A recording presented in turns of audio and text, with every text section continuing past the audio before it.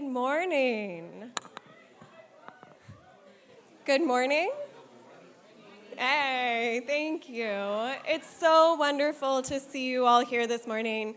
We're so grateful that you're with us today, and we are so excited to be able to talk about this research with you all, to present this research, and to engage with you in some questions and conversations around the research. I'm Julia Leitner. I'm a senior project lead at the Possibility Lab. It's so wonderful to be here with you today. And it is my distinct honor to present our lead researcher, Meredith Sadin, who will be presenting our research today. Meredith is the visionary, the senior researcher behind so much of this work, and we are so grateful to her leading this project and really bringing it home. So Meredith, thank you.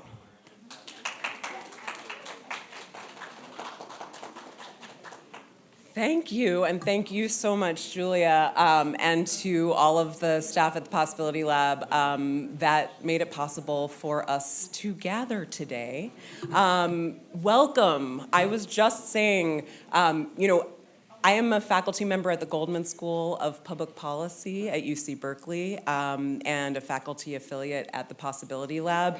And when I started my career as an academic, and to this day, these are the rooms I want to be in because we have so many different people, people who are working, people who are in community-based organizations, people who are making policy and programmatic decisions, people who are researching those decisions and the impacts that they have on community members. These are the rooms I want to be in. So thank you for coming and having this discussion. So it's an honor to welcome you today. We're going to celebrate the release of Empowering Vulnerable Workers and Improving Knowledge, insights from California's COVID-19 Workplace Outreach Project and the Trusted Messenger Model. And this report tells an important story. It's one of partnership, resilience, and impact.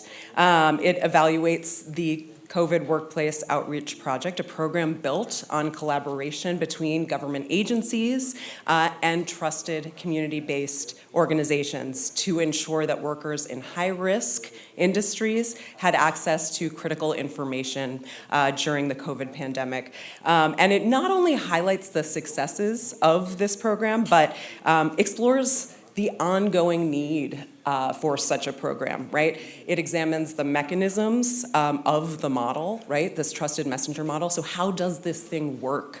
What helps make it effective and why? And delves into how it operates in practice. And then we also extend the model and look at a few experiments, which hopefully will provide some strategic recommendations for the next phase and phases of the program as it moves forward. So today we recognize the dedication of the organizations, the researchers, the policymakers, the public sector leaders who made this work possible. And more importantly, we look ahead. So how can we build on these lessons and continue strengthening protections and support for vulnerable workers? Thank you for being here, and I really look forward to an engaging and meaningful discussion. We are first going to hear from two special guests, followed by a presentation showcasing the research, and then we'll move to a panel discussion with our distinguished guests and conclude with a Q&A and conversation. So we've got a lot to do. You will be sick of the sound of my voice by the end of our 2 hours together. So to kick us off, I'm so pleased to introduce Secretary Stewart Knox.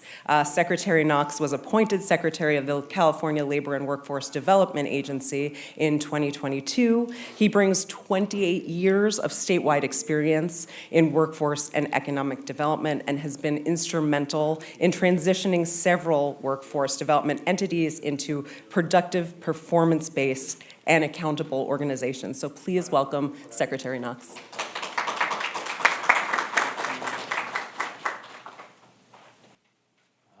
So So thank you. I appreciate the welcome and welcome all of you. One, I want to thank the staff that have worked so hard on this project, which has really been a labor of love. So Sebastian, I know, has worked tirelessly to make this work. Also recognizing Young Sun, wherever Young Sun is in the room. There she is. Young Sun and Sebastian really kind of pioneered this in the beginning. When I was the undersecretary during COVID, and so I want to thank them as well. And Lilia, our labor commissioner, is here today too, who's also been a driving force in working on these projects, and really has been doing this work for so many years, and so I appreciate Lilia so much. This really, as you know, started with COVID in terms of what we were trying to design and really think about how do we have trusted messengers that are available in the communities. And a little bit about my background is I started working in community colleges, for the most part, workforce development programs. And I started in Yuba College, which is the far north region of the state of California. And we had very little impact on immigrant populations, to be honest. We had very little outreach that went to populations that just weren't connected well to our educational workforce programs. So one of the things that we really thought through at that time was how do we actually get our message out and enroll people within our community college, our workforce programs, our training programs. And so when this model presented itself during COVID, obviously our staff were all in to figure out how to make this work better. And so this is just a paramount for a testament to that work. The research being presented today will validate what we've known, that these trusted messengers, the CBOs within the communities, are actually the workers that reach the communities in a much better way than government can ever do. I won't even talk about the federal government right now. We'll talk about the state of California government and how we're trying to impact the workers and we will continue to impact our communities. The research today will highlight the mechanisms that made this approach successful. From direct engagement to the workers' preferred languages, peer-to-peer education that builds the long-term awareness. And so, as you know, this is our, how many rounds, Sebastian, are we on this one? I don't even remember. 5? Okay, we're around 5. And the continued success of this and the data that we'll prove today will show the long-term commitment by California and the leaders in California to make this continue. It demonstrates how collaborations between government and community-based organizations create real measurable outcomes for populations that we typically are not serving well. This project could not have been possible without the tireless work of CBO partners, the partners, all of you, that are in the communities, who meet with workers on job sites, go to churches, go to community organizations, CWOP meets. I remember my staff when we talked about how do we actually bring people to our buildings. We figured out fairly quickly we need to go to them. And so originally we had vans from the community college that had Yuba College on the side of the van, also not real trusted in the community at that time. And so we took the signs off the vans. But we went to churches, we went to evening events and started to become that trusted messenger. And we contracted with CBOs as well. And that works. The research being shared today is critical. It helps us understand what worked, why it works, and how it works. We extend our deepest thanks for the Possibility Lab, the researchers, our partners in this, and the leaders who make this project a success. I spent a little time with the governor yesterday. I did tell him a little bit about the project, which he knows, and had a good conversation around how we want to continue on this program and how we want to continue the success of the program. So with that, I will turn it back over and appreciate everybody's time today.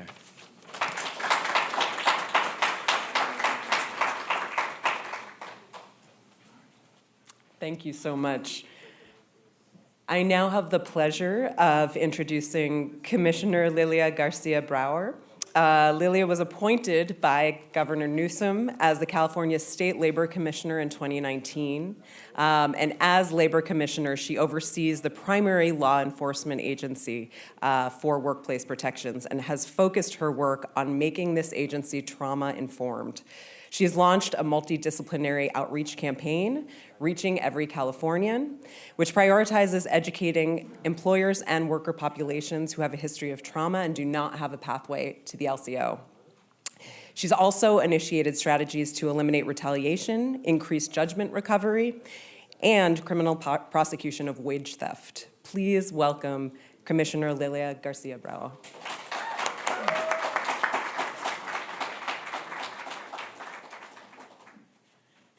Good morning. Good morning. It's so exciting. I didn't expect to see so many friends. So this fuels my tank. Thank you all so much for the incredible work you do every single day, particularly carrying us through COVID and now dealing with the wildfire recovery and dealing with a hostile federal administration. So we know that your role is just so much more important. And so this study really uplifts that.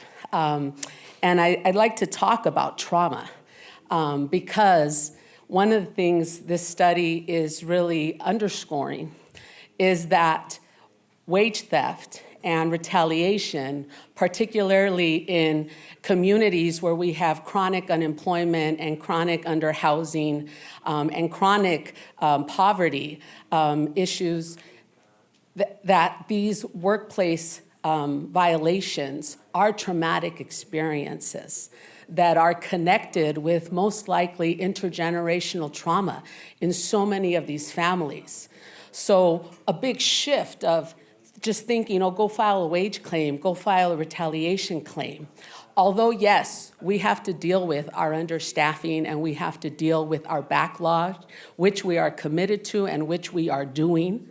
The fact is that government doesn't realize that these aren't transactional engagements, right? That these are really re-triggering incidences that is recalling very painful situations, which really highlights the need, why the trusted messenger model is so important, and why government, as Secretary Knox mentioned in his earlier part of his career, why getting out to the churches and the community, it's so important rather than expecting government to come into government's offices.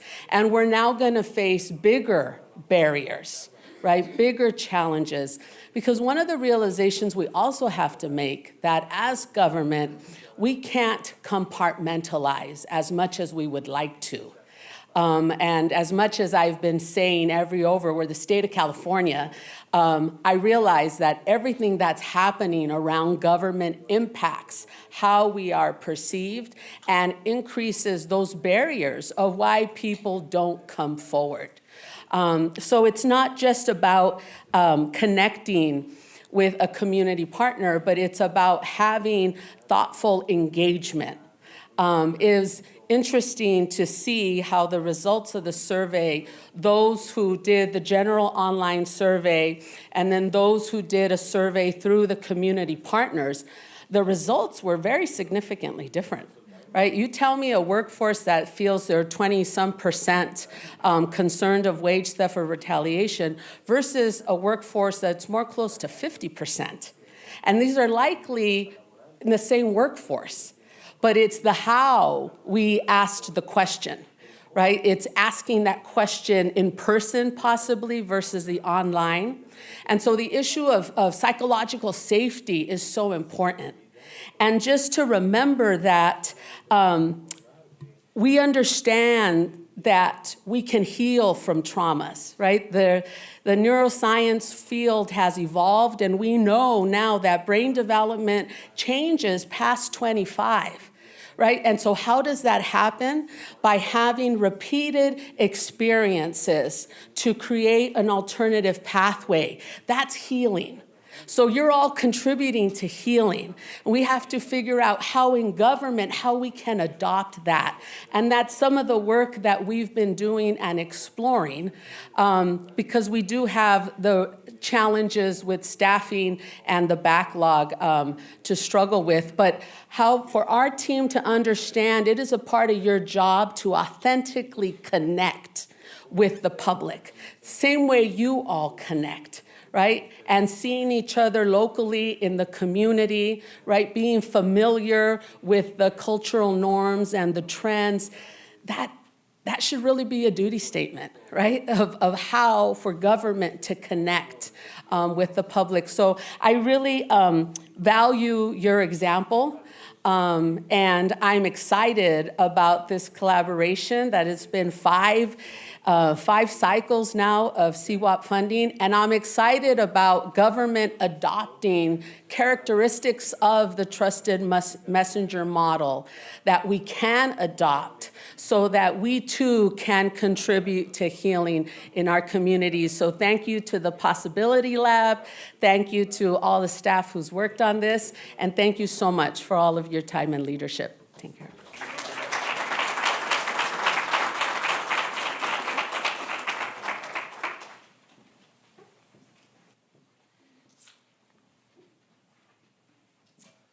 All right. Thank you so much, Lilia. Let's jump into the research.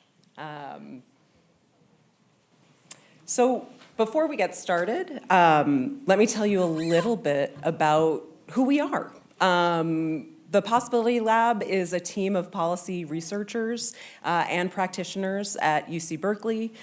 We partner with community members, community-based organizations, as well as government on projects that focus on data-driven innovations for the public good. And through ongoing collaborations, the lab is really interested in pioneering ways to center community perspectives and expertise in public policy, right? So we believe that those that are most impacted by public policy are in a unique position to shape those programs and policy. So thank you to all of our diverse stakeholders for this collaboration. Thank you to our research partners and research participants. Thank you to the Irvine Foundation, whose generous support enabled us all to gather today. And thank you to our funder for this research. The project was supported by the California Collaborative for Public Health Research, which was funded by the California Department of Public Health. And this report really presents findings from academic research, right? So it's intended to contribute to scholarly and professional discussions, and the perspectives and analyses are based on data, right? So we are bringing our empirical evidence to this conversation, and it does not reflect any specific political agenda, right? This is what we found. And so today we are going to talk about what we found. We're going to talk first a little bit about program background, many of you are already familiar with this. We're going to talk about awareness and trust among California's most vulnerable workers. We're going to dig into how CWOP works in practice, and many of you in the room have helped us learn how this very innovative program works. And then we're going to really dig into something that the commissioner just mentioned, right? The CWOP engaged population as it compares to another sample of low-wage statewide workers, right? So what do we see with respect to differences? What might we attribute to some of your tireless work? And then we're going to talk about opportunities for the future. So as many of you know, the spring of 2020, COVID barreled through California, right? Disrupting entire industries and communities, and we know that low-wage workers on the front lines of the crisis really faced disproportionately high rates of infection and mortality. And to compound this, the state really faced significant challenges in reaching these workers due to language barriers, due to misinformation, due to fear of retaliation from employers, due to fear from immigration authorities. And so the state really had to pivot very quickly. And in order to support these workers, the LWDA launched the COVID Workplace Outreach Project. And the program's goal was really to educate workers in industries that were disproportionately affected by the pandemic. So to provide information about how to prevent the spread, to mitigate the harm, to build an understanding of workplace safety laws, paid sick leave, and other COVID-related labor laws. And at the time, the trusted messenger model had been used in kind of community health, but was relatively innovative, especially as a formal partnership. And that's what this program really involved, a large-scale formal partnership between the state and a network of community-based organizations. As the crisis unfolded, CWOP moved under the Department of Industrial Relations and evolved with the needs of worker populations, right? So the program has been renamed now the California Worker Outreach Project and has expanded from COVID-19 protections to supporting workers in navigating a broader set of issues. And I just want to mention the scale of this program, right? During the last funding cycle alone, the program distributed more than $25 million to at least 76 CBOs organized into 9 coalitions across 6 regions across the state, recorded roughly 5 million touch points with workers in California, engaging workers in 7 high-key industries. And so CWOP is now part of an emerging set of formalized government community partnerships, which really have potential benefits for all stakeholders. So in theory, a partnership of this kind improves the government's ability to inform and assist vulnerable workers by relying on trusted messengers, while also providing community-based organizations with funding and resources from the state that help them build capacity within the community, right, as well as credibility. Additionally, this type of partnership can provide these CBOs with access, right? Direct access and two-way communication flow with government agencies, right? And that model can really improve and streamline the delivery of services to vulnerable workers. So, in 2023, the Possibility Lab received funding to evaluate this program and explore the benefits and also the challenges, right, of the trusted messenger model. And the implementation of this study was carried out in close partnership with LWDA, with DIR, with CWOP's UC regional coordinators.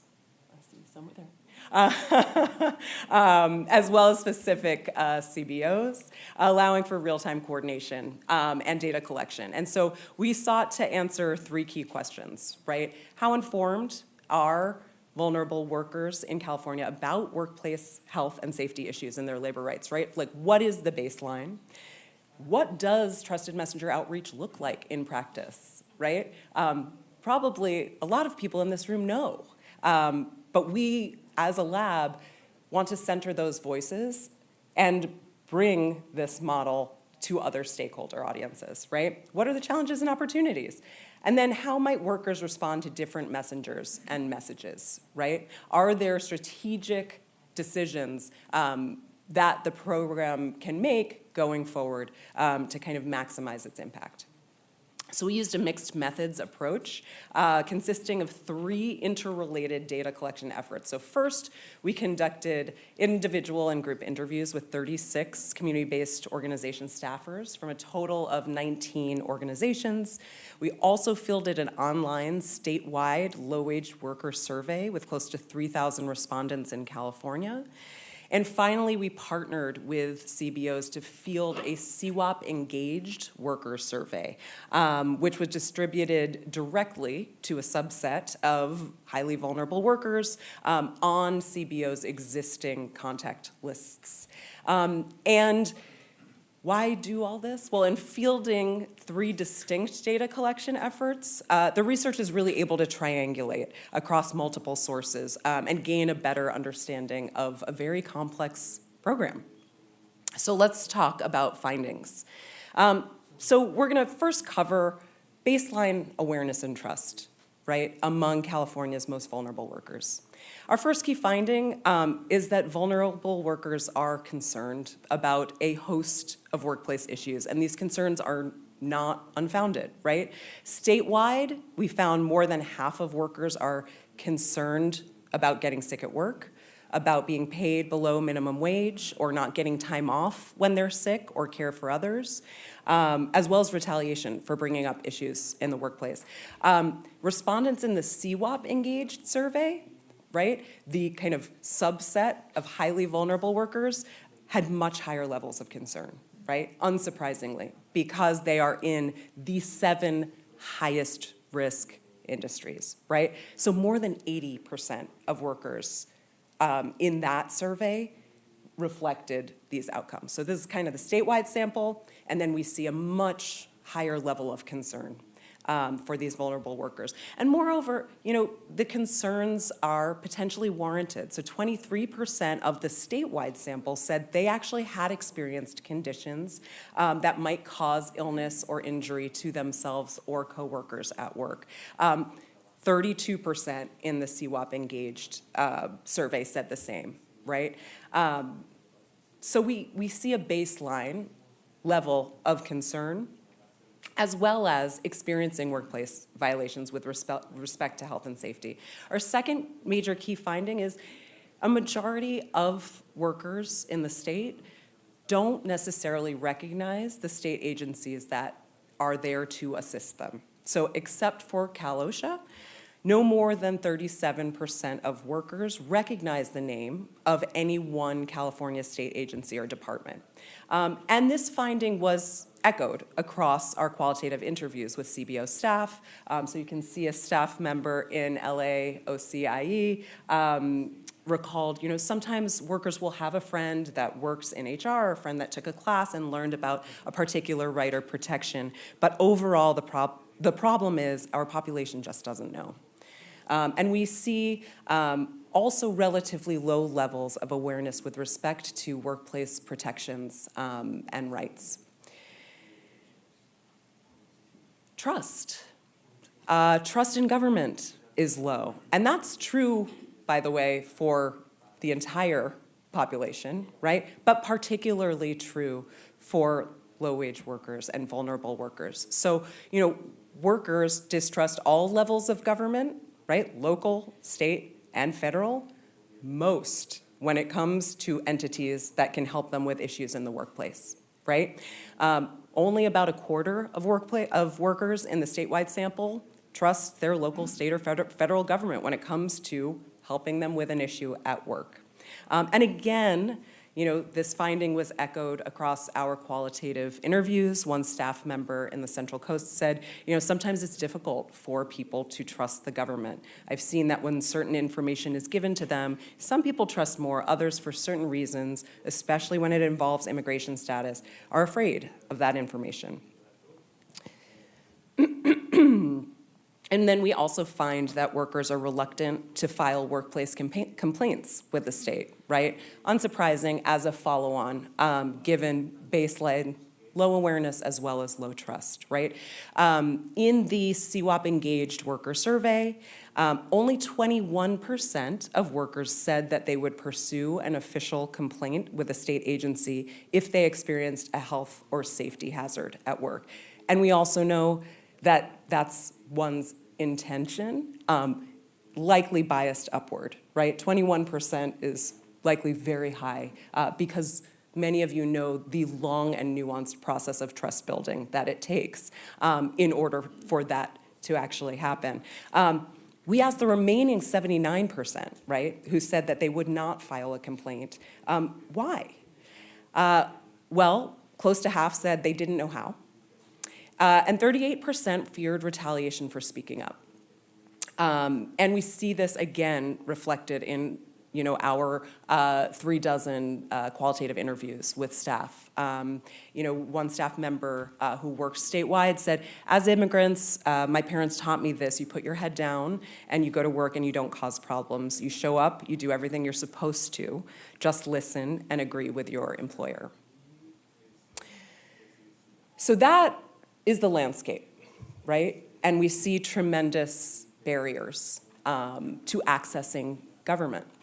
But now we're going to focus on CWOP and how CWOP works, which really illuminates the ways in which the trusted messenger model can serve to mitigate or lower these barriers to accessing these services. So we find that for a worker population that has low awareness around government agencies, distrust, fear of government, CBOs serve as culturally relevant system navigators. So they help workers anticipate and understand the process of filing a claim, accessing a benefit, and this approach really allows staff to build trust and rapport with workers by eliminating the need for multiple referrals, right? And prioritizing connection over specialization, right? And we see various instances, all that are included in the report, of organizations either helping individuals with kind of various questions, right? So, Medi-Cal that then pivots into discussions about the workplace, and then inviting officials from, the Labor Commissioner's office to training sessions to give people an experience where they feel secure in speaking directly with government. Another means of serving as a bridge and mitigating these barriers is via language assistance, right? So remarkably, the state of California provides CWOP materials and outreach in up to 46 languages, which is really quite impressive in increasing accessibility and information. But gaps inevitably remain, right? Due to the wide range of languages and dialects spoken by the state's essential workers. Qualitative interviews indicate that many CBOs take on the task of filling these gaps in language accessibility, right? But it is not just simple translation. It's not one-to-one translation. It is translation both linguistically, but also in tone, in cultural context, in translating sometimes legal jargon into plain language, and into translating the implications of a lot of information. All right, and we already heard, thank you, Commissioner, because I don't even need to present this slide in terms of talking about meeting workers where they are, as well as Secretary Knox, right? We see community-based organizations reducing barriers by meeting workers where they are, outside of conventional hours, building trust over the long term, right? Activities that the state just does not necessarily have capacity or kind of regional expertise to do, right? So staff reported, holding meetings with workers outside in their yard, showing up at panaderias at 2 a.m., to meeting people where they cash their checks, at churches, at schools, right? This is the gap that is filled when governments engage in formal partnerships with community.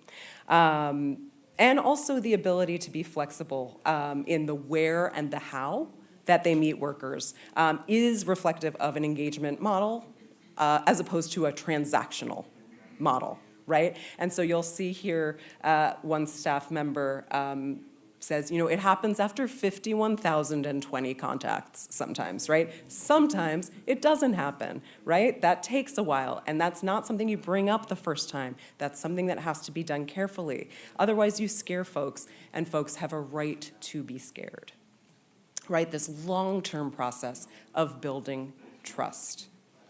I also want to highlight the notable differences between CWOP engaged workers and our statewide survey sample of low-wage workers. So these are two distinct groups, right? Different industry composition, different kind of demographic characteristics and education levels. And so, our research design really can't establish causality or causal attribution to a program, given that we are comparing these two very distinct populations. However, the analysis revealed some really interesting differences. So first, CWOP engaged workers are more likely to trust community-based organizations relative to low-wage workers as a whole statewide, right? Only about a quarter of workers in the statewide sample say that they would trust a community organization for a problem at work, 27%, whereas 40% of individuals that were familiar with at least one CWOP CBO said the same, right? Again, potential evidence of this trust-building process, long-term. We also saw that CWOP engaged workers were more likely to correctly identify certain workplace violations and protections. So compared to the statewide sample of low-wage workers, which on the whole actually has higher levels of education than the CWOP engaged survey population, we actually see higher levels of the percentage of individuals that are likely to recognize that not receiving an agreed upon wage constitutes a workplace violation. 19, so CWOP engaged workers were 19 percentage points more likely to recognize that not being entitled to paid sick leave was a workplace violation. They were 6 points more likely than the statewide population to identify that undocumented workers have the right to file complaints with state agencies.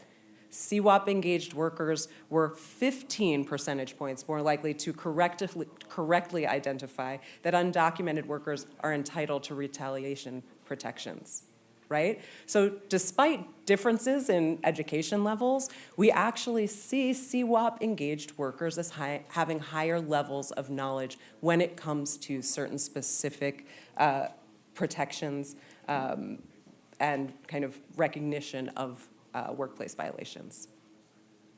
Additionally, we saw that CWOP engaged workers were more likely to say they would report a workplace violation compared to non-CWOP engaged workers. So compared to workers that were not familiar with CWOP CBOs, the CWOP engaged workers were 43 percentage points more likely to say they would contact a community organization about wage theft.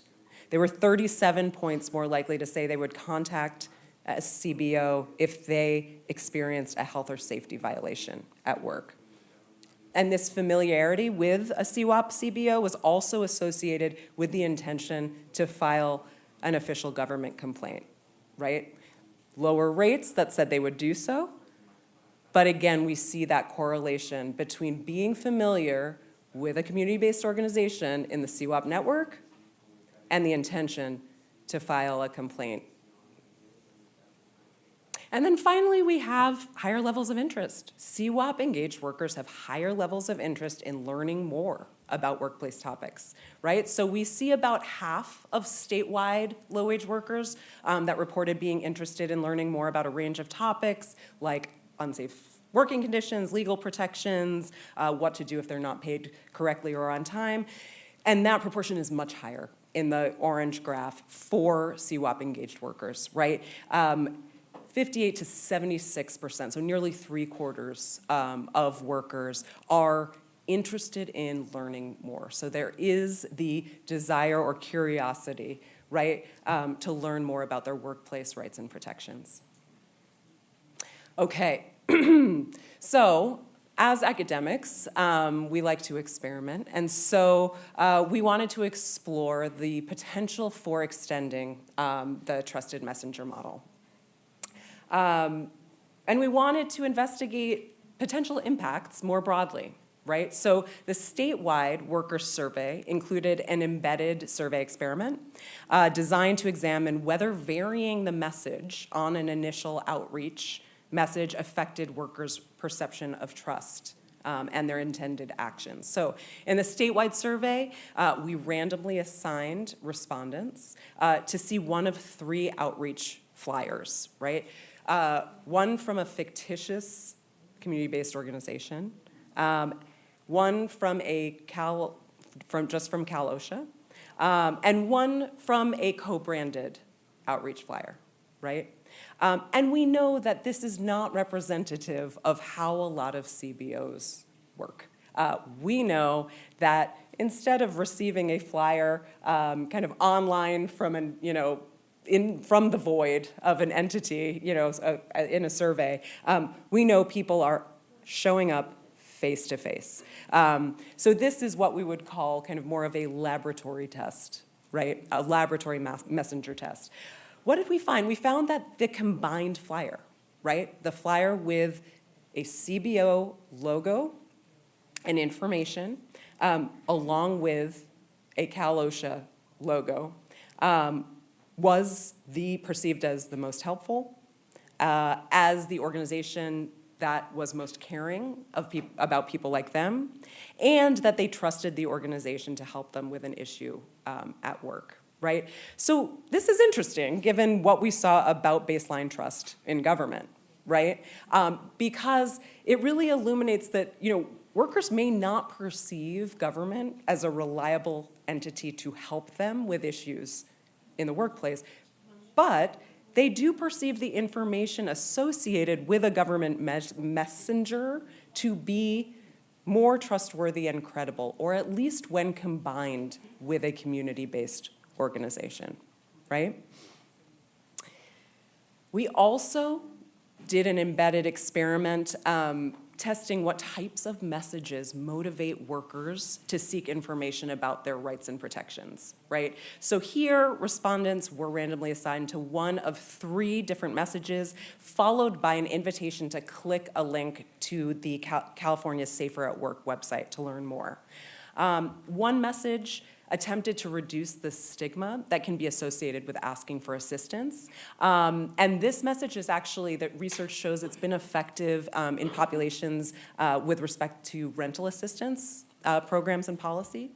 A second message focused on the collective benefits to all workers when it comes to learning about one's labor rights and protections. And the third stressed individual benefits, right, that someone stands to gain by learning more.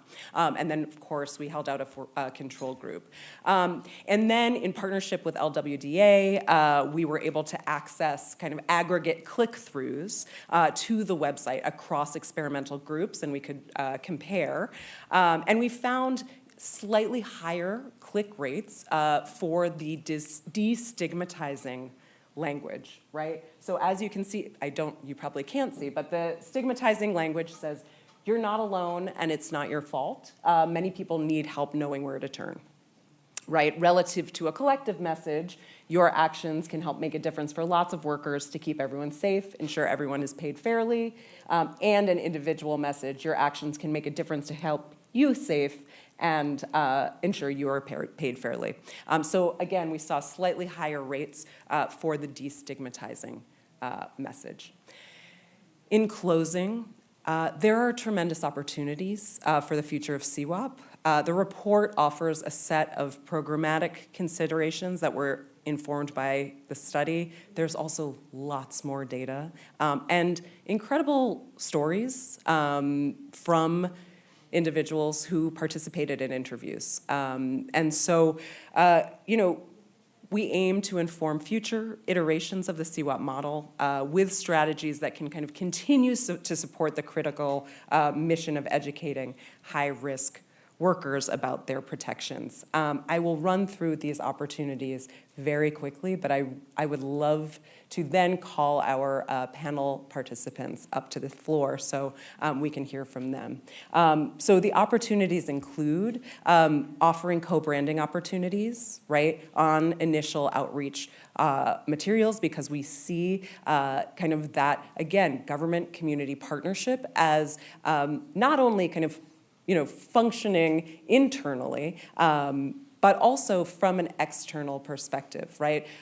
Individuals seeing this as both kind of credible and representative of them. Considering using destigmatizing messages about workplace challenges, exploring opportunities for CBOs to coordinate with one another on their own terms, right? Prioritizing agency responsiveness to formal claims, of course, that is a huge piece of the pie. Supporting CBOs in providing direct assistance to workers for both formal and informal resolution processes, especially given the magnitude of the issue, right, and given state capacity. Ensuring CBOs' reporting requirements accurately reflect their activities, and then considering lengthening short-term contracts to support long-term relationships and sustainability, given the long-term nature of this work. Thank you so much. And now I would love to call our panelists up to the stage. We'll take a break. Thank you. So Sebastian Sanchez, please come up. Ruth Lopez. Woohoo! Don Modkins. Woohoo! And DJ Yoon. Oh, there you are. Oh, fantastic. You didn't have far to come. Great. All right, I'm going to introduce each of you.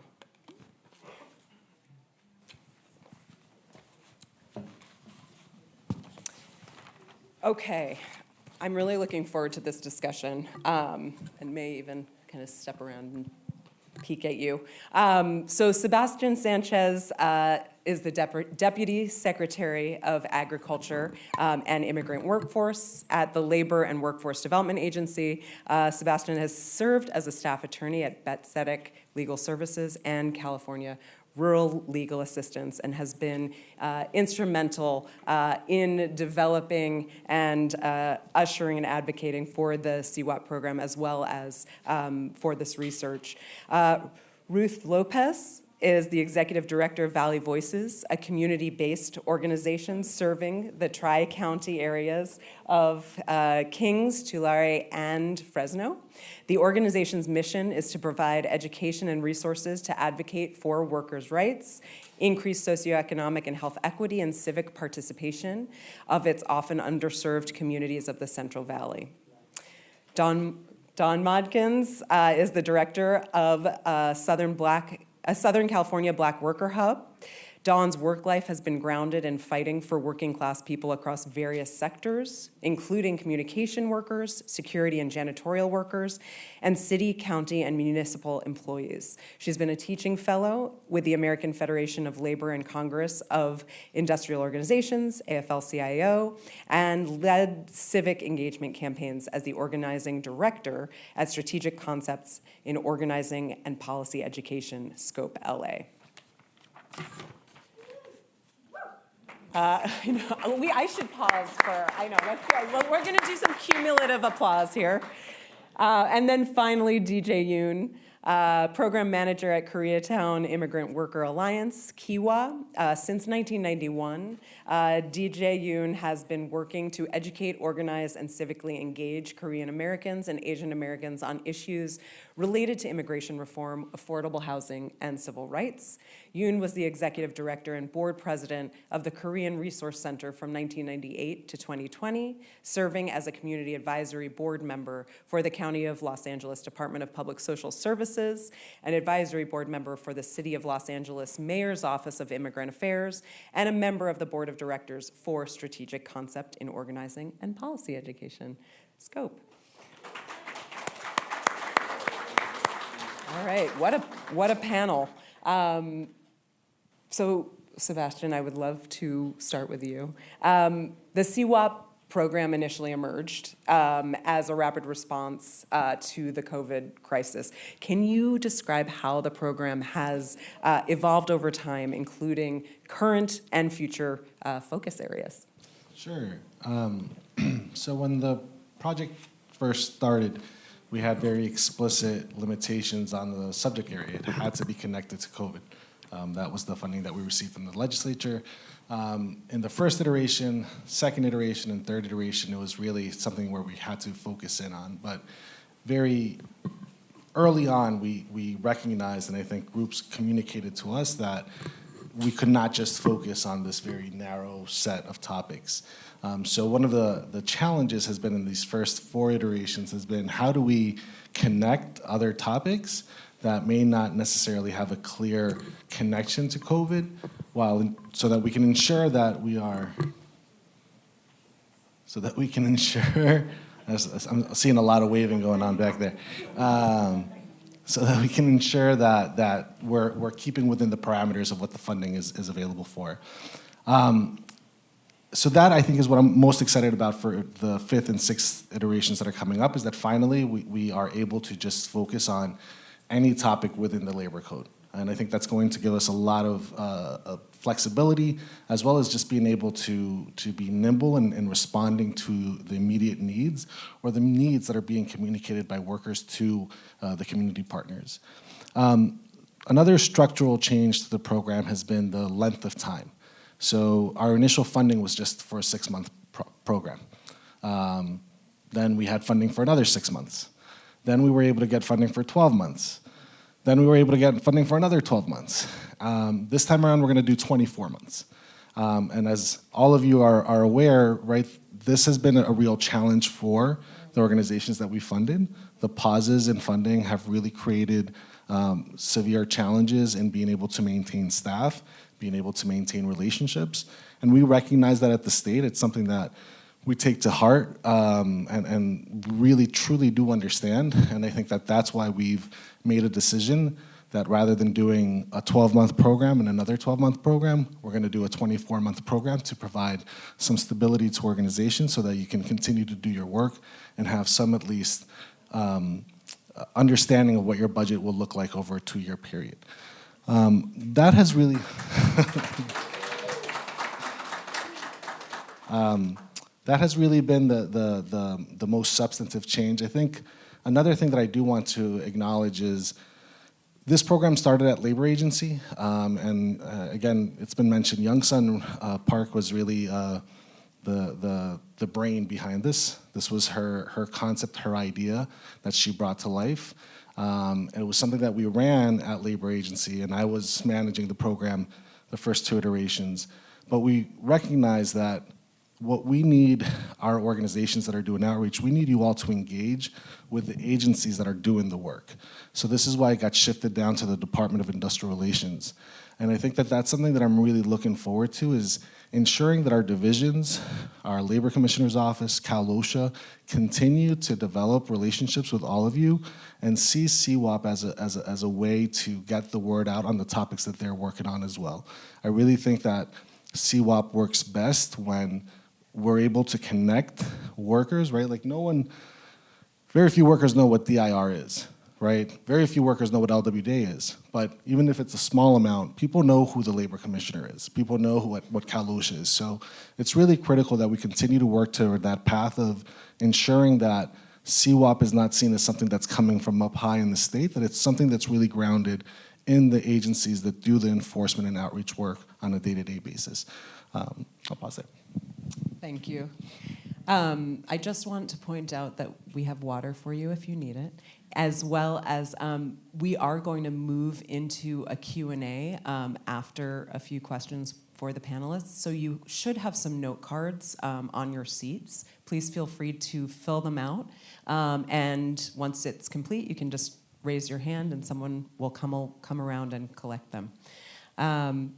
Okay, so Ruth, Don, and DJ, can you share a little bit about your organization and your work as it pertains to CWOP? Okay. Thank you, everyone. My name is Ruth Lopez, and as she mentioned, I am the founding executive director of Valley Voices. Valley Voices is based in Kings County. It is my home county. We serve largely immigrant, low-wage workers, agricultural workers in the South Central Valley. And I say agricultural workers because I intentionally include dairy workers in that. Often they are underlooked or overlooked in a lot of our region. And so I just wanted to highlight that difference. Or that intention and highlighting that, because we'll talk a little bit more about them later. So I don't want to take too much time. Valley Voices was established to empower our low-wage community. Well, no, I'm going to take a step back. CWOP has allowed Valley Voices to serve low-wage workers in a capacity that we hadn't been previously. When I started the organization, I had in mind that I would empower people with information. I don't have a labor background. You know, my colleagues here do. I don't. But with funding with CWOP and with the trainings and the partnerships that we have, CWOP has allowed our organization to grow and serve those communities. Because without that, like even though, you know, Sebastian just said, a lot of people don't know what DIR is or how they serve. Right? I can tell you probably 99% of my staff did not know DIR prior to working on CWOP. But it also has allowed us to hire some of those people in those industries to come work and have a just transition. There has been a lot of industries impacted due to climate change, due to technology shifts, and CWOP has allowed me to hire some of those individuals who've been directly impacted by that. And so I know I feel like I'm getting into some of the other questions, so I'll just pause there to allow Dawn to introduce the population that she serves. I think we're on. Hello. Oh, microphones. Good morning. My name's Dawn Modkins. I'm the director of the SoCal Black Worker Hub. Excited to get to join you all this morning. I'm actually filling in for one of our colleagues from our Inland Empire Black Worker Center. So today I will share a little bit about the Southern California Black Worker Hub, and I'll include some details about the Inland Empire on behalf of Dr. Thomas. And so the Southern California Black Worker Hub was formed about 4 years ago. And so we organize, do capacity building support for, and training and coordinate our Black Worker Centers from across primarily Southern California, and support some rebuilding work with the Black Worker Center up north. And so the Black Worker Centers that we represent is LA Black Worker Center, who has been strongly focused on 1,000 Strong campaign to ensure access into various, specifically the public sector for LA Black Worker Center, pathways into those careers into city and now county, and exploring state career opportunities and protections for Black workers. And so just organizing policies that protect Black workers and knowing your rights, but let me come back to that. In LA, Black Worker Center, as most folks know, has been around for a long time and really established some foundation in the effort to secure career opportunities in the trades and in construction when the Blue Line was being built down Crenshaw, in one of the largest predominantly Black communities in the country through LA. And on the construction sites, there were very few Black workers. And so there was a huge push to increase access to the construction trade work, to increase the number of Black workers in that work. And then shortly after, a couple years ago, about 3-4 years ago now, the Inland Empire Black Worker Center formed. They also are deeply focused on career pathways and access with their apprenticeship programs in the water districts. And then the San Diego Black Worker Center that also established about 4 years ago. And they are very much focused on healthcare industry work now, protections and parity and equity for Black workers in the healthcare industry. And then currently, 2 other Black Worker Centers are in formation, what we call incubating in the high desert area. The IE and high desert are areas where the largest populations, I'm going to quote Dr. T's numbers here, the largest populations are growing. Like there's a sentiment of Black population reducing in the inner city areas up and down the state, right? Los Angeles, Oakland, all the larger cities, and kind of being, gentrified, pushed out. These are terms that folks are using into the outer areas. And so just want to name this for Inland Empire. They are working with, or their outreach to, like 350,000 Black workers in the IE region, where the population has grown 3.5% over the past 5 years, outpacing the regional regular growth rate, and make up about 6.9% of the labor force there. And so,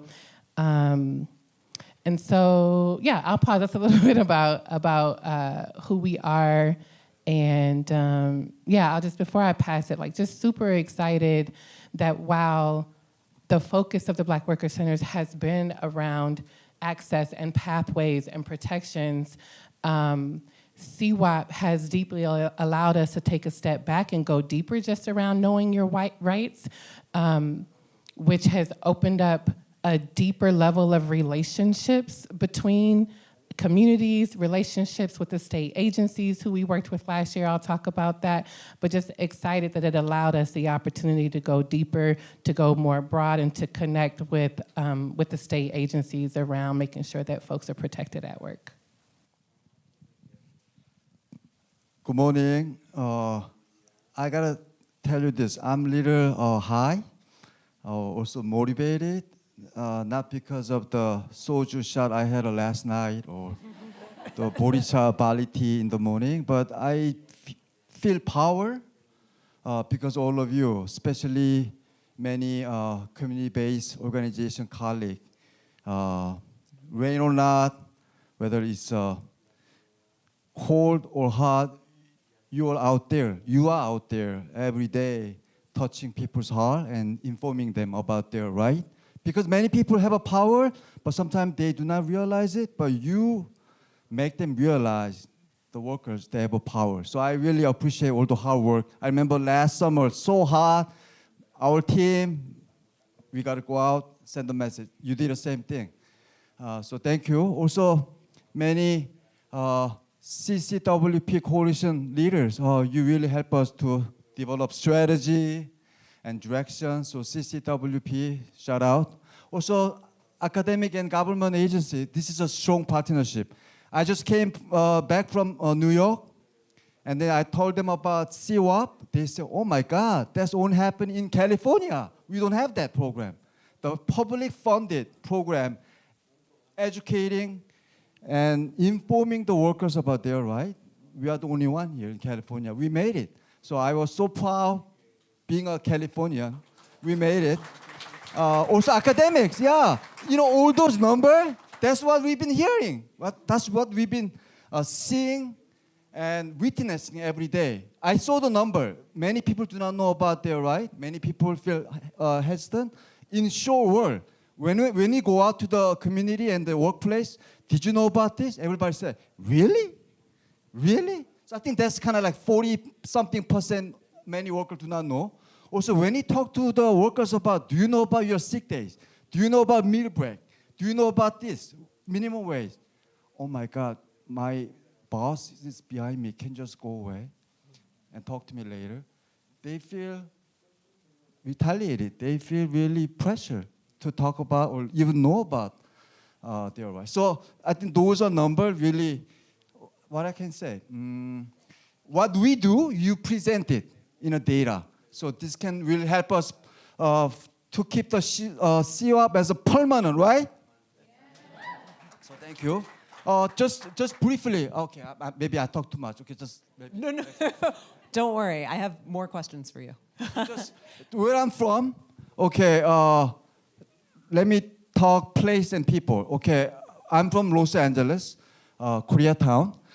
It's about 2 square mile area, but it's very most heavily dense neighborhood in Los Angeles. I hear there's a second after Manhattan. There are about 200,000, based on census, about 120,000 residents, and 92% are renters, and about 70% are foreign-born immigrant, and about similar number they speak other language than English, and so that's kind of like where the place where we are.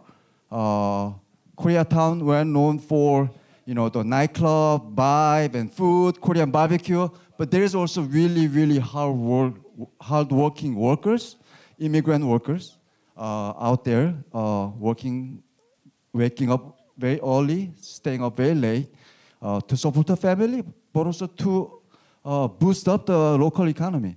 The people we see at Kiwa is that same people you see, the workers we meet. Is that time that I should talk about the people we work with, workers we work with, or next question? No, you can. Why don't you give just a quick overview of the people you work with? Yeah, and so then we'll I move- like yeah. to share about the people we meet, the workers. I think one common scene every day we see is immigrant workers. Let's say like last week we had a Korean American immigrant worker who came to our place, age about 70 years old, too old to find a job, but he had to find a job. So he got a job as a security worker. The reason he got the job was that he's an immigrant without paper. As a retired immigrant senior, there is no federal income support like SSI, no state income support like HAPPY, no access to food stamp, CareFresh. Only thing is possible in California is expanded medical. But without income, how can they live? So the worker have to pay the rent. So with age of 70, had to find the work. So found the security job, was promised about $1,000 a month, but after 3 months, got only $800 per month. It's less than minimum wage. Supposed to get at least, based on minimum wage, $2,500 or $2,900 per month, but only promised to get paid $1,000, but that was not even paid. So came to our clinic and then asking, I'm immigrant and I'm worried about my immigration status. Can I file a complaint? Also, many restaurant workers in K-Town, we see growing problem of tip stealing. So workers, we told them about minimum wage, overtime is 1.5, double time. Oh my God, why I'm getting this? Where's my $500? Yeah, so I think those are kind of situations we kind of face every day. Thank you. Okay, great. First question for Sebastian. We have heard kind of an overview from a research perspective, right? What are the challenges on the state side in outreach, education, reaching high-risk, vulnerable workers with respect to kind of what challenges state agencies face? Yeah, I think trust. I think that there was a slide there that showed really even more within CWOP engaged workers, the lack of trust that the state agencies will actually be responsive to the claims and complaints. And I think it's something that we're pragmatic about and understand. There is a reality there, right? There's no secret that there are backlogs. There are no secrets that there are the timelines can be quite extensive. And that really does create a challenge for our outreach staff when they go out in terms of just having some credibility that the information that they're sharing will actually lead to a tangible change in a worker's conditions. So that, I think, is the biggest challenge that we face, and that's why when we were thinking about what do we do, right, we looked at the trusted messenger model as a way for us to really be able to address that gap. One of the other challenges that I think we also know, and the reason that we put so much money in CWOP towards content development, is that the state is very good, our subject matter experts are very good at detailing laws, being able to give an exhaustive breakdown of what the labor code says and what the regulations say, but it's not necessarily accessible to frontline workers, to immigrant workers, workers with low English, with limited English proficiency, or even just workers with a low reading level. So I think that that's another challenge. Our materials, right? We have these really wonderful FAQs that we put together that if there's an attorney or an advocate that has a lot of experience in the space, they can turn to and say, that's the answer to my question. But that's not something that a worker on a day-to-day basis will be able to understand. So that's another challenge that we face, that we are hoping. We are using CWOP to be able to develop content and also to build our own internal capacity to be able to create better materials. And then I think there's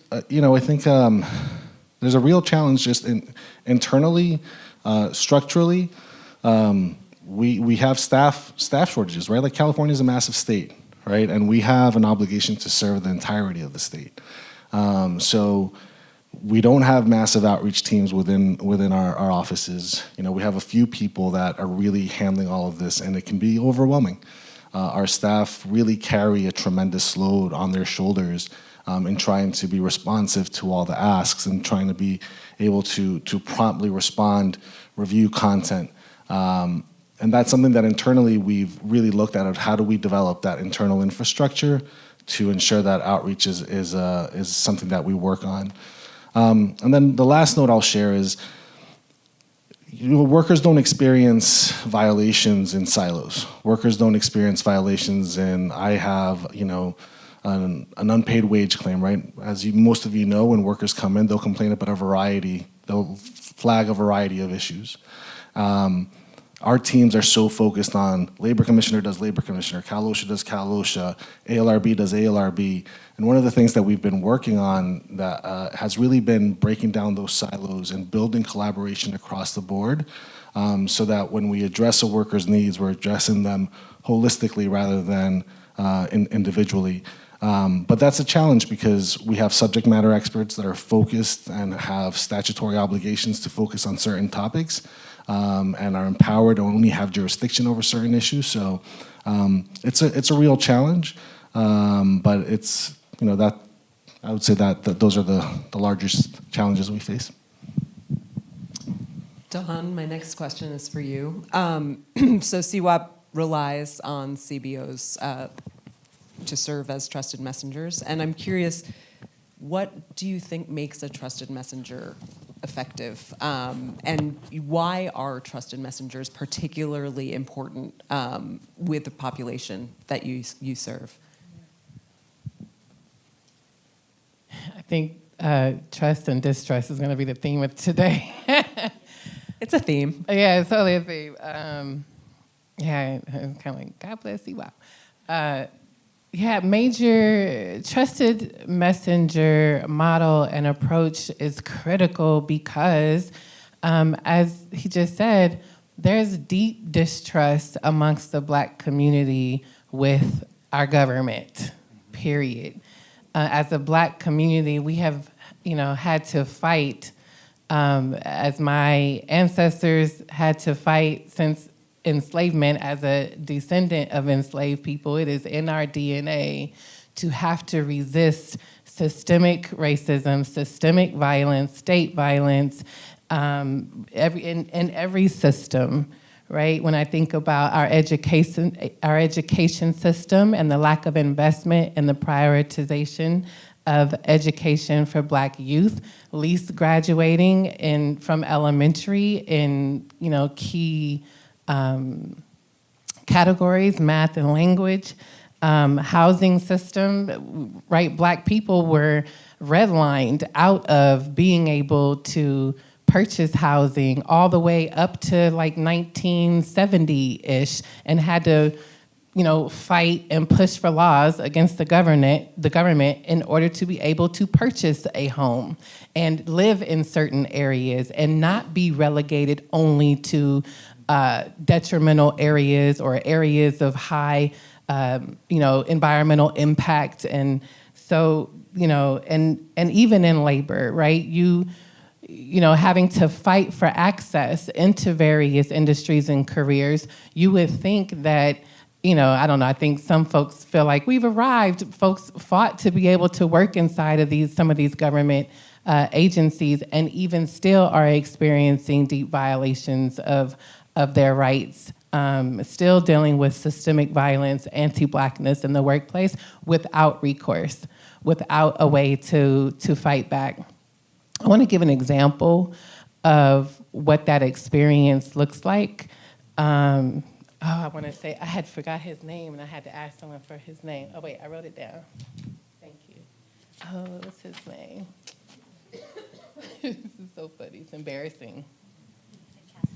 No, I want to,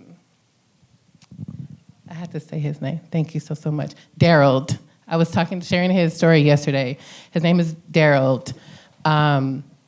He, thank you, is an employee at Cal State Long Beach and had been experiencing discrimination, went to the administration to talk about how he was passed over for some opportunities while given to others, how there was disparaging pay between him and other less qualified, less certified folks. And when he brought that, he faced retaliation. He faced bullying, he was being pushed out of the workplace, and he literally became ill. It was causing him stress and anxiety. He had never experienced high blood pressure before and was now battling high blood pressure and was at his wit's end. It was putting a strain on his marriage, like all of this stuff. And so last year, as part of our CWOP project that we put together, we had a monthly series of education around worker rights, and we highlighted a different right every month. And so some folks, most folks were consistent, like coming on to every single event every month. And some folks just came on because they were more interested in a particular right for that month.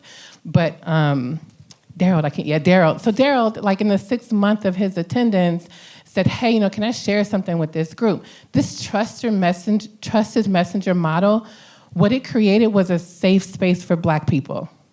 What it created was a space for folks to feel comfortable to talk about what they are actually experiencing at work and not being able to do that at work because people will say, oh, they're pulling some Black card, or that must not be true, or, get over it, slavery's over type comments, which is weird. I don't understand it. It's weird. And so it was a safe space for folks to talk about the impacts. And so he shared that he was not aware of,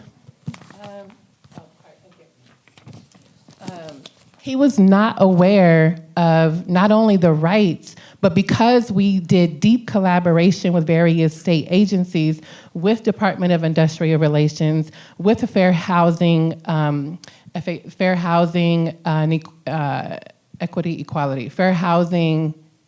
and Equality, I think, department, with the EEOC, the Equal Employment Opportunity Commission, with Cal OSHA, with the Labor Commissioner's Office, because we did deep collaboration work and invited them into the space every single month.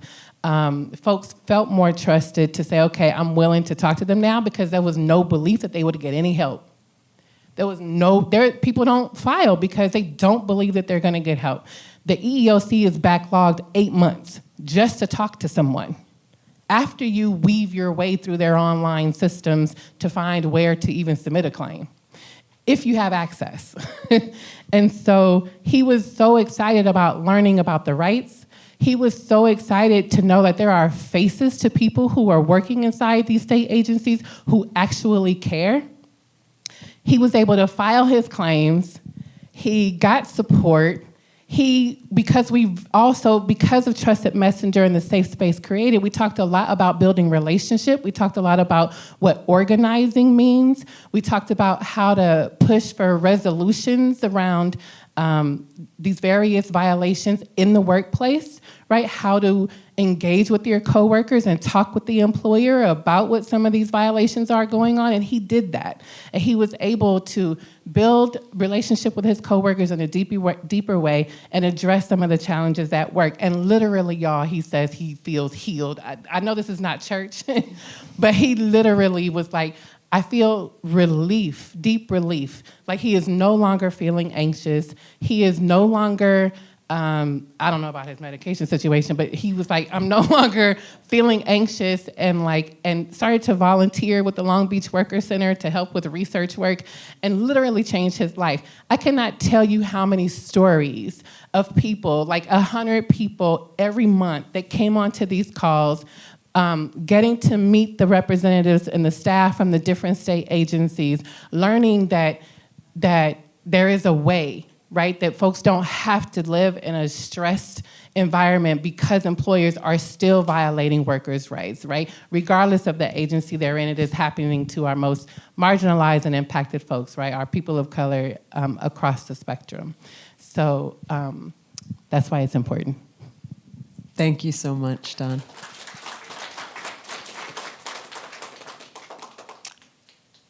Quick hydration break. I also want to ask the panelists, and I apologize for not doing this earlier, to try to speak slowly for interpretation and translation, and I'm the worst offender. So this is a good reminder to slow down. DJ, so in our report's qualitative interviews, a lot of CBO staff mentioned the importance of their own lived experience and how that really helped them connect and establish trust with workers. And so I'm curious, in your experience, how important is shared identity and lived experience in empowering workers in the Korean community? Yes. Kiwa, we are the worker center in Koreatown, LA. We are the only worker center in Koreatown. We are the only worker center in the nation that provide Korean language and culturally appropriate program and services and outreach. Also, right now, after 33 years, whenever we have a meeting, I think this is the only place you might see in the world or in the nation. We speak 3 languages, English, Spanish, and Korean. We always have that culture, the diversity, language, culture, food, tequila and soju. So also our clinic, as we opened the center, Kiwa, back in 1992, since the beginning, since the inception, we have opened up our workers' clinic. So this year marks our 33rd years of anniversary with support from all of you. Please give us a big hand. But it's not for us, it's for the workers. So over 3 decades, one thing that we realized that building a leadership of the impacted worker is the most important thing, most important mission for our organization. We cannot do it alone. We need workers, and workers must exercise their right. So that's our core approach, also belief. And I think this CWOP really helped us past 5 years, really create a organizing committee. So to make a long story short, we have a workers committee. Now it's divided into restaurant workers and retail and market workers. So the impacted workers, they receive training, they receive education, but also they get support from us. They also strategize any issue they face. I think in terms of why we need workers, because they know the workplace, they know how the things happening at the workplace. For example, the workers, the leader who got information about tip stealing, they can talk to their coworkers. The way it's happening now is not right. The manager should not share the tip. The someone who act like manager, the cousin of the boss, sharing the tip, which is ours, is not right. That conversation, and then how the system work at the workplace, that really give a lot of workers kind of like wake up call, really. And then they come to the leader, worker bring their coworker to our clinic, and then we provide them workshop. And then, because see, what I told you is right. There is a law and there is a system, there is a way we can complain, make a complaint. So I think the leader plays an important role that trusts the messenger among themselves. They know how things work, they know the language, they know how the system is broken, they know how to really encourage other coworkers to make the case and make the workplace better. So what I'm trying to say is that the leader also like the building a trusted leader is a long process. Building a relationship. Let's say they file a complaint. It takes about a year and a half just to get a call from the conference committee. So one example I like to share is about, it took us like 3 years for the restaurant workers to reclaim the stolen wage. Total was about up more than $2 million. From the wage thief, tip stealing, no overtime, no break time, all together about 200 restaurant workers. Same owner, many different branches. It took them 3 years to get that claim win. So 3 years, some of them got fired. Some of them got retaliated because of the immigration paper issue. Some of them got bullied.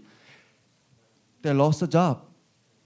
And how the leader, really, the worker leader, who really wanted to really support the work, they played a leadership role to support other workers. Do not give up. We gotta end this. I know you're having a hard time. There's other resources we can help you, more rent support, housing support, food support, all kinds of economic and what do you call that? Psychological support, emotional support. The leader play. We have a limit. We can do, but what the workers leader do, it makes big difference. That bring everybody together. That really kind of create a power at the workplace. And it can spread out. So I think that building a trust with the organization, they come to us, and then we provide some information tool, and they really understand, and they have their self-education, and then they feel empowered, and they really move other workers to make an action, to make the workplace better. I think that's something that we really like to kind of continue, and we like to strengthen. I think CWOP really help us to go deep and to go wide. Thank you, DJ. Ruth, so I know that, and you had mentioned that Valley Voices had been working through a unique case with dairy workers and dairy farmers who came to you for help for filing a complaint with Cal OSHA. And I know that you had previously mentioned that this was, these were violations that were kind of well known in the community, but it took workers time to actually decide to take action and sought Valley Voices help. And I'm curious, can you tell us about what the process was like for you and what helped workers decide to take action? Thank you for that question. And I think it ultimately it's everything that we're talking about right now, right? Valley Voices, we have a deep roots in the community. So we've known these workers in the community since we were little, right? You can't just build the trust with these workers overnight. You're not going to get them up to speak and to come and be like, okay, I'm violated. I didn't get my overtime. I didn't get my break. I didn't get my lunch. So these particular dairy workers, one of who I've known since I was little, he had been facing a lot of violations since I was little. But it took him experiencing a very traumatic event to finally come forward. He was on a tractor that exploded. And when he went to his employer to seek help, he was like, nothing happened here. If you really feel like you were injured, go to the emergency room. The occupational medicine doctor is not going to see you because that is not, nothing happened at the workplace. You're fine. Unfortunately, he faced a lot of, when, we were saying, we meet people where they are emotionally, mentally. He just couldn't sleep anymore. He couldn't, he had this very traumatic experience. And so not only with that, then he brought over 2 other dairy workers. This is a very small dairy, so there was only 12. A lot of dairy workers or a lot of dairies are very, quote unquote, family oriented, right? That means they're small, they live where they work. Very few times when they do actually come forth, they know the risk that they're facing, right? They're not only facing the possibility of losing their job, they're losing their place of residence, right? Like, there's a lot more on the line there. One of the dairy workers was, he's still undocumented, but hopefully in the process of fixing his status, was also, even though he decided to come forward, there was various, retaliation attempts with these particular dairy workers, and thanks to our work with CWOP and our connections with DIR, the Labor Commissioner's Office, we were able to address some of those concerns when they wanted to reevaluate their I-9s and their employment paperwork, because if they weren't, supposed to be working here, they were gonna potentially fire them. Unfortunately, through this entire process, well, fortunately or unfortunately, the way that you want to see this, the outcome of this case is that the dairy owners decided to close their location. So this meant that these dairy workers were losing their job and their place of residence. And at this time, so we still haven't come to a conclusion with everything, but this was back in 2023. We filed these claims in the spring of that same spring of 2023. They closed the dairy in October. They kicked everybody off, or were trying to kick everybody off around Christmas time. So like they were like lifting them. Thankfully, with some legal assistance, we were able to have them stay on the dairy until January of 2024. But even then, none of the 3 dairy workers were allowed to or have been able to get rehired at a different dairy. They all work in different industries. One of the ones who is the oldest of them has not been able to get work due to his age and due to his injuries. Again, we filed a CalOSHA complaint, we did the wage and hour complaint, we did workers' comp, because a lot of these people don't even realize that workers' comp is available to them as well, even though, to me, of the 3, or the examples that I'm giving right now, is the easiest one, when we kind of make the analogy that it's not, you're not going against your employer. You're just going against the insurance, the same way that you would for auto insurance, right? Like, you get in an accident, it's a no fault. Well, in a car, there is a fault, but for workers' comp, there isn't. And that allows us to kind of help some of these workers kind of speak up and go forth and put in their claims. And so, unfortunately, with this example, when we try to help other workers, sometimes there's hesitancy again, right? Because they're like, are you going to guarantee that I'm not going to be retaliated against? Are you going to guarantee that I'm not going to lose my job, that I'm not going to lose my housing? And we can never guarantee that, right? They're going to potentially lose everything that they've known. And for the oldest dairy worker that was there, he's been living on the dairy since 1989, right? So he had to pick up and leave where he had lived for over 30 years. So that's a lot to risk when coming forth. So, Thank you for sharing. Yeah.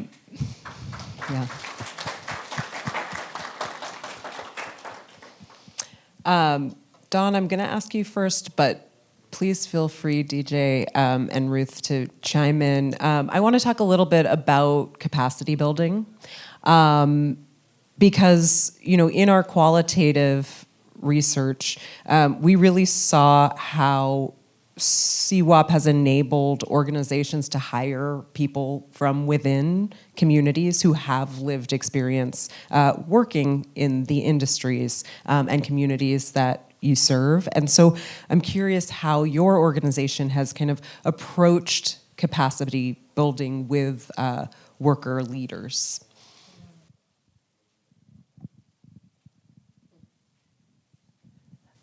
Great question.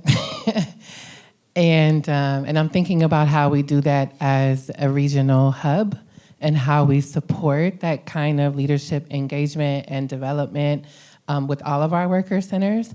And I'm also thinking about how the Inland Empire, Dr. T, I'm here for you, how the Inland Empire did that very directly. And so, so for the Southern California Black Worker Hub, we, because CWOP allowed us to be able to go deeper, specifically around the worker rights, the outcome and the results from that, like moved people in a very different way than people had been being moved before. Again, because I think of the trusted messenger model, it created a container and opportunities to deepen relationships, not just around a transaction for work and the safety, but just around people's experiences, the sharing of experiences around their experiences at work. And a part of this, we have an online digital base of about 10,000 or so Black workers. And that online base, they participate in various ways. So they might come on to some online events. A lot of them came on to the education series we had around worker rights. A lot of them will sign public messages or letters to legislators educating them about whatever our work is at the time, or and so, but our intent after, after the deeper engagement with them around the rights, their interest to want to engage deepened, and so we incorporated kind of shifted a goal to move our online base to offline and into action, and into activism and into their worker centers. And so we did that last year. We had a big event in August, for Black August, which some of the Department of Industrial Relations folks came out to, that the Labor Commissioner came out to, and we had so many workers turn up who had never been activated before, that were now activated and showing up in person. And from that, in turn, they are now activated in their respective worker centers. So they came from all over. They came from San Diego. They came from Inland Empire. The event happened to be in LA, so there were obviously more folks from LA. But because of this turnout, it enabled two things with our worker centers. One is now we're able to integrate more workers' rights and the filing claims process and deeper education directly in community, on the ground with folks, because as a hub, we have folks we work with directly, but obviously the worker centers are very much more in community with our folks, right? And so it enabled our worker centers to go more deeply with the Labor Commissioner's office around a Know Your Rights program, and to support the claim filing process and kind of manage those claims in ways that they were not able to do before. And so they have a program called RAP, both in San Diego and in the Inland Empire now. So that was one way that we were able to strengthen like leadership or at least membership engagement, and then began to support folks entering a leadership path. And so that brings me to the second point. In the Inland Empire, they did not have like a structured leadership and membership engagement or leadership structure. And now they do. And now their members are even paying dues, or whatever they call it. They might not call it, okay, sorry, Dr. T, if I messed up the terminology. They may not call it dues, but their members are investing in their opportunities now in ways that they were not before. That is huge. They have we were able to connect with a group called Resource Media, who helped us build out our system in a way where as a hub in our digital base, we can better track the membership engagement, engage with those online folks more effectively, and transition them into the worker centers after a series of levels of activity and engagement that they participate in.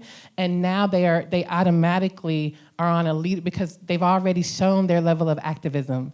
They've already been in a practice of showing up to events, engaging with legislators. For the Inland Empire last year, we all came to Sacramento pushing to help make CWOP permanent. And it was the very first time that their folks had ever done anything like that. And now between the online engagement, the deepened relationships, the building as trusted messengers, they now on a leadership path, and they are now running their own membership programs. They are running these trainings. They are, broadening their relationships and connecting with the High Desert Black Workers Center now, and folks in Ontario who are coming into the program this year. And so those are some examples of ways that we've been able to enhance some leadership engagement and development due to this effort, this program. And then if I can jump in. Sorry. As I mentioned earlier, having funding like this has allowed me to hire people who used to work in the fields, work in packing houses, and but what I wanted to mention is the reason, not only is it a just transition and an allowing that, but Kings County, I often describe it as a social justice desert. We don't have a lot of the legal resources to help our community. We don't have any state agencies with offices in our county. We don't have the resources that Sacramento does, that LA does, that, we are rural California, and we need all the help we can get. And so what better than to hire from within and get people who know.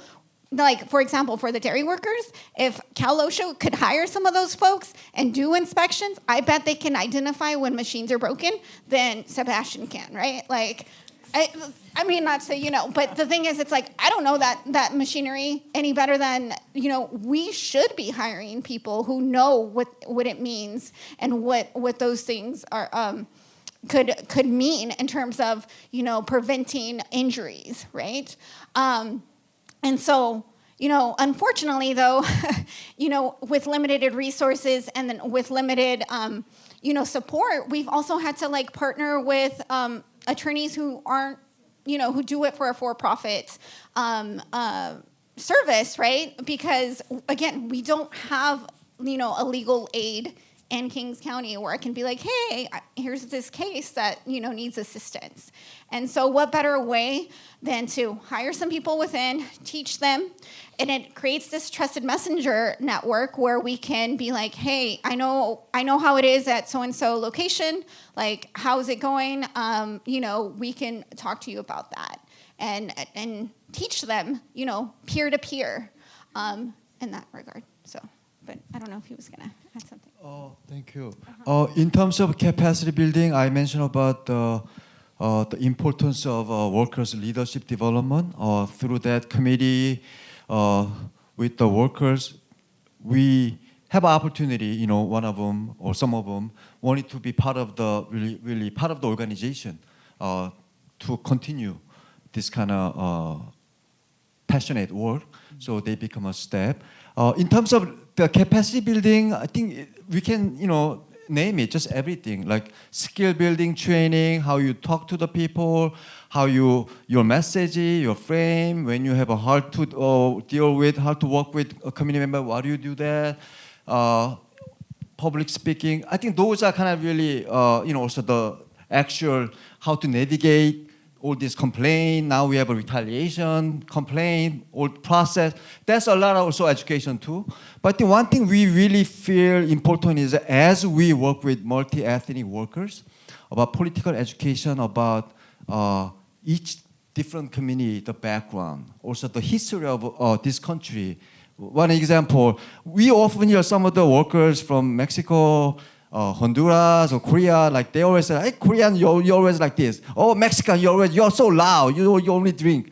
All that kind of different stereotype. But once we really understand about the modern Korean history, Salvadorian history, we all have a struggle of resistance, fighting against dictatorship, fighting against standing up for your right. So we find really commonality, common experience, but also as an immigrant, we do not have a privilege to understand, to know about the history of civil rights movement. The right we have is from the blood and many African American communities' commitment and their contribution.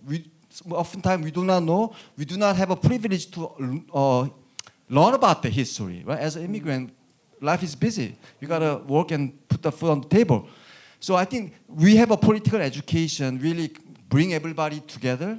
This fight is not just about one place. This is fight for the older community, immigrant, people of color, older community, fight for all. So I think especially now with the Trump, I think this makes our political education more important than ever. Thank you. Okay. These are some excellent questions. Thank you so much. Sebastian, you are next. So as we detailed, and as many of you are aware, CWOP has really expanded and evolved to address wage theft, retaliation, workplace safety. I'm curious, how has the shift affected outreach strategies? What new challenges have kind of arisen as the program has evolved and kind of moved through the COVID crisis? And what are the new challenges that you're facing? Yeah. So, I think, the panelists have talked about capacity building and the need to develop their own staff's capacity. We have a similar issue. We need to develop our own capacity to handle a large program, right? We've gone from funding, 60 organizations to 70 organizations. Just when we talk about numbers, that increases. When we talk about different topics, that means bringing in more subject matter experts, right? Doing that coordination work of reaching out to the different divisions, identifying subject matter experts to appear, to be present, to train the staff, that requires a lot of work that doesn't necessarily, isn't something that historically has existed within the department, or isn't something that's well structured. So there's been a tremendous amount of work that Cynthia Sandoval has been doing to set up that infrastructure, and I think that's I always joke around with Cynthia that she's like growing into this position, learning as she's doing it, and it's really a tremendous effort that she's doing and the rest of her team are doing as they put this forward. I think there's also always a challenge, and I think we have to be honest about this, that there's, we as the state have certain limitations in as to what we can say, right? I think that there's always this rub between kind of like the more political education that you're discussing with what we at the state are comfortable saying, right? We ultimately are under the executive branch, and we are, we have a boss that sets things very clearly. We also have the legislature to which we have to report.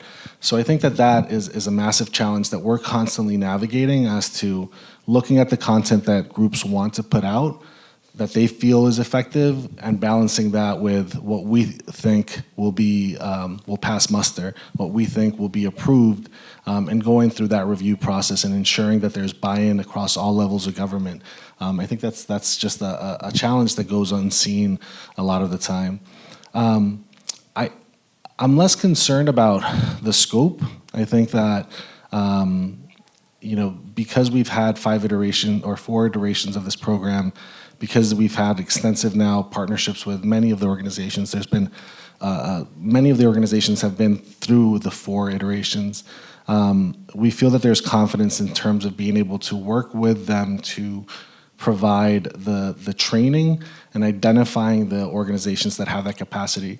One of the big changes that we have coming up for this next iteration is that we created this new category of Activator Plus, which is really trusting that organizations have developed their own internal capacity to train other organizations. I think that's exciting, also a little bit terrifying for us on the state side, because we need to review all that content, and I see Suzanne and Kevin, who have developed a lot of content for us and have had to wait extensive periods of time to make sure that gets approved.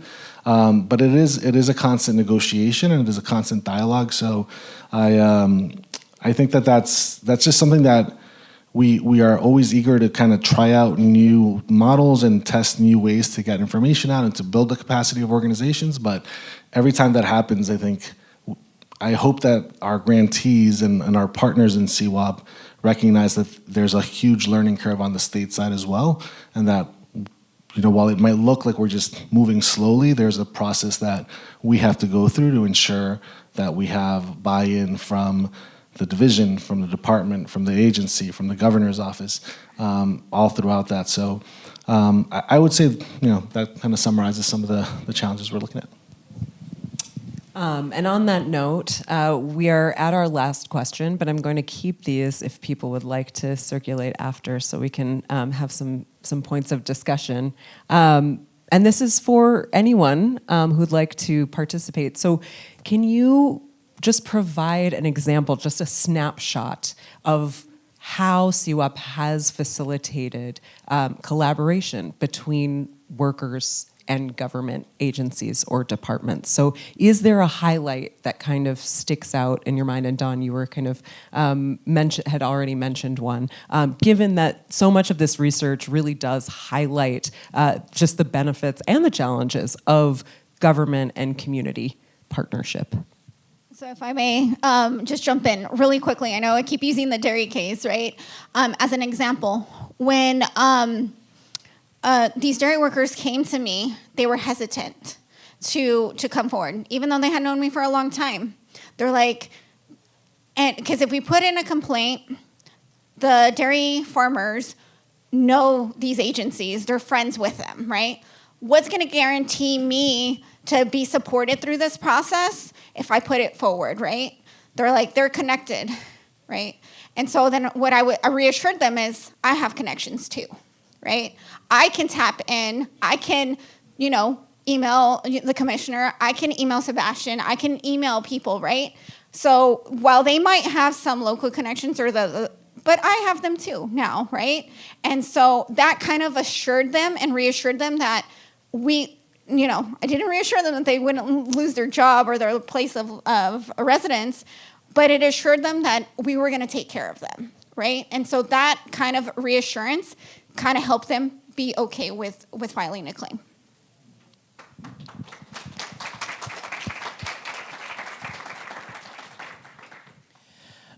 I think both for the Southern California Black Worker Hub and for our worker centers, I already mentioned it, but I'll reiterate that that connection with the state agencies was like invaluable to the worker centers directly, because now, they did not have that level of capacity before, right? And now, again, because of CWOP, like San Diego is now coming into the program this year, they now are building that capacity. They now are connected directly to the worker centers directly to the state agencies in ways that they were not before, and now building out their own training programs directly with the Labor Commissioner's Office, in direct communication with DIR, to build out their own training programs, right, specifically on Know Your Right, so that those folks can then, deepen and expand that education and process and support the claim process with folks in their communities. And it's been invaluable for them. They are just, literally, they're just like, thank you so much. They would not have otherwise had the capacity to do that. As I said, CWOP is really great program. I think for many workers' justice organization or individual, it's like a dream come true. Like public program, really going out there and educating the workers about their right. I remember some of our mentor now everything is done, I'm gonna retire. After they saw the CWOP. So I think that's how important it is, how great this program is. But also I think some of the suggestion that we like to make is that, as I said, the relationship building and then building a trust it takes time. It takes investment. It has to be patient. So we really like to see the CWOP as a permanent, continuous program. Unfortunately, we understand, but hopefully it won't happen again. Now we have about 5 months gap since last October till now. We are hoping for CWOP 5.0, which is very exciting.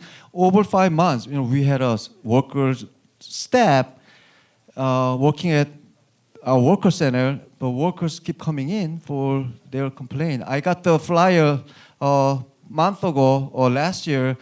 So you providing clinic, workers support, complaint. Without the continuation of the support, it's really hard for us to maintain the resources, to hire the staff. We have to kind of navigate, bring resources from here, there to sustain that outreach team, workers clinic team, education team. So permanent CWOP, more funding is really important. Also, this kind of collaboration. When we, as we say, when we file a complaint, kind of like collaboration between state, federal, even local, and then navigate the whole thing, and they really inform the worker what option you like to file both to city and state or federal. Kind of, it's really help us to the workers also build the trust, but also help them to really navigate the system. What's the best way or approach for the workers? And the last thing is also like the importance of CCWP. I cannot stop keep mentioning about that. So it helps us bring the organization to share the best practice, best suggestion, also like recommendation to make the things better. There's always room for improvement. CWOP as well. It's a great program, but you also need to be, there are some areas we gotta improve. I think CWP create that conversation, create that analysis, create that direction that's coming from the organization, from all of us. So I think that I like to really how CCWP can play their role. Yeah. Thank you. Thank you. Sebastian, do you have any highlights between government and government agency and community-based organization collaboration? Yeah, I'll try to keep it short, but you know, I'm really thrilled that Lilia is here, the labor commissioner, because I think she brought an idea in maybe the second iteration of CWOP to us of doing these farm worker caravans and really taking our staff out to the fields, to the places where farm workers congregate. And that, you know, blossomed from me and the labor commissioner, then Cal OSHA joined in, and the ALRB joined in, and EDD outreach staff joined in. And it became a practice that we were doing through many of the rural counties. Then, you know, Lilia had feedback from some of the groups, and she launched the clinic separately from CWOP. But, you know, we like to learn from people that have brilliant ideas, so we're like, that sounds really great. And that's why we introduced the Rural Strategic Engagement Clinic program as part of CWOP this year. And I think that's really just demonstrated to us the capacity for us to connect agencies to organizations on the ground, to do innovative outreach models, and then take that feedback and build on that. So that is something that has really stood out. And then more recently, Kevin and I were just talking about this in response to the LA wildfires. You know, we were able to set up a meeting through the regional lead, SoCal Kosh, with Chief Deborah Lee and her team to have a conversation about how does collaboration look like moving forward. And that conversation could not have happened without the history of collaboration, the development of trust between the agency, understanding that these organizations not only know what they're talking about, but have the capacity to go out and help us in educating workers and educating employers. So I'm really excited about that. It's, you know, whenever, you know, there will be more crises, there will be more fires, there will be more, more different types of avian flu. Like, this is a reality that we're engaged in. There will be more floods. And if we're able to quickly leverage the relationships that we have with all of you to get information out to workers, I think that's a critical win for the state. So I'm really thrilled that we've been able to have that kind of concrete development and improvement to how we are working together for the same mission of protecting California's workers. Thank you. And then before we close, Yes. I know we're going to close. I just want to give out, I know we've been talking about CWOP, but I want to give a shout out to the community and labor centers, because without their support, a lot of this, I wouldn't know what I know today without the support from the community and labor centers. Shout out to UC Merced, because they're the ones in the Central Valley for us. But,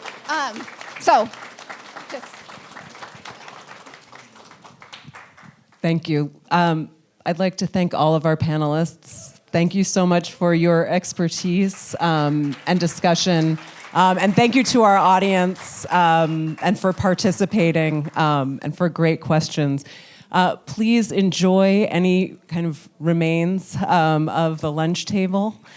Please feel free to send your photos to Possibility Lab.